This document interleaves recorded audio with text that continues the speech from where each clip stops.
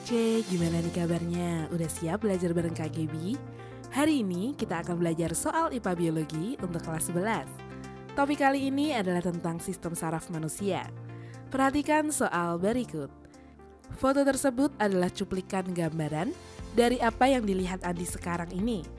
Beberapa hari lalu Andi mengalami kecelakaan motor yang cukup hebat hingga membuat helmnya terlepas dan suatu bagian kepalanya terbentur aspal.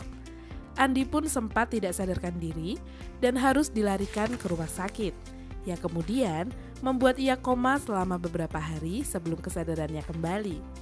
Selain masalah warna, Andi juga kesulitan mengenali tulisan yang ada di dinding rumah sakit.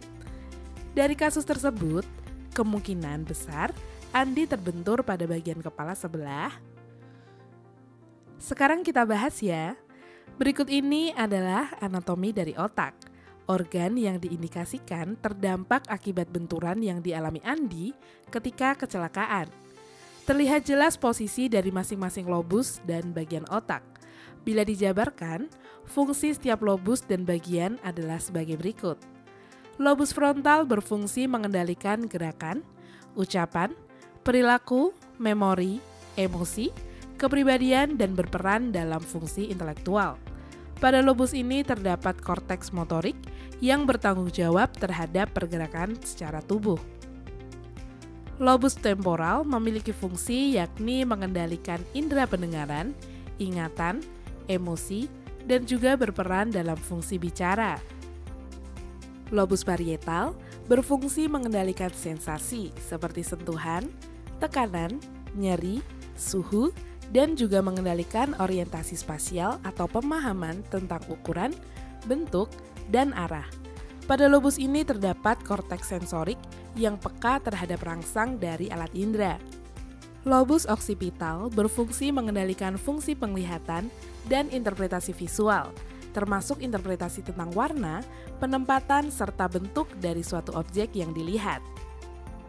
Batang otak berfungsi untuk menghubungkan otak ke sumsum tulang belakang dan mengontrol banyak fungsi penting yang terkait dengan detak jantung, tekanan darah, dan pernapasan. 3 bagian utama batang otak yaitu pons, otak tengah, dan medula oblongata. Otak kecil atau cerebellum berfungsi dalam mengendalikan gerakan, menjaga keseimbangan, serta mengatur posisi dan koordinasi gerakan tubuh. Bila ditelaah dari kasus Andi, ia mengalami 2 gejala utama, yaitu ketidakmampuan dalam melihat warna secara keseluruhan, sehingga ia hanya melihat dalam warna hitam dan putih saja, serta adanya kesulitan dalam mengenali tulisan.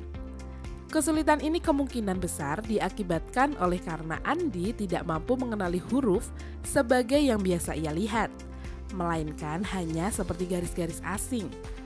Gejala gangguan penglihatan warna serta huruf disebabkan karena kemampuan pemrosesan informasi visual Andi mengalami kerusakan yang dapat berasal dari benturan pada bagian otak yang melakukan pemrosesan tersebut.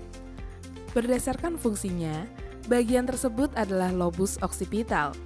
Bila kita lihat pada gambar, lobus oksipital terletak di bagian belakang, pada sisi tempurung tengkorak belakang.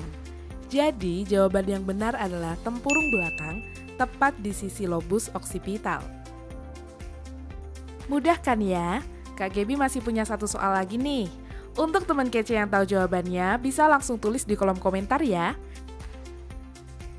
Jangan lupa untuk like, komen, subscribe channel ini, dan tentunya bagikan video ini ke teman kece lainnya. Kalau mau latihan soal lebih banyak, yuk kunjungi website kejarcita.id atau download aplikasi Kejar Cita di Play Store. Kejar Cita, kejar ilmu, raih cita.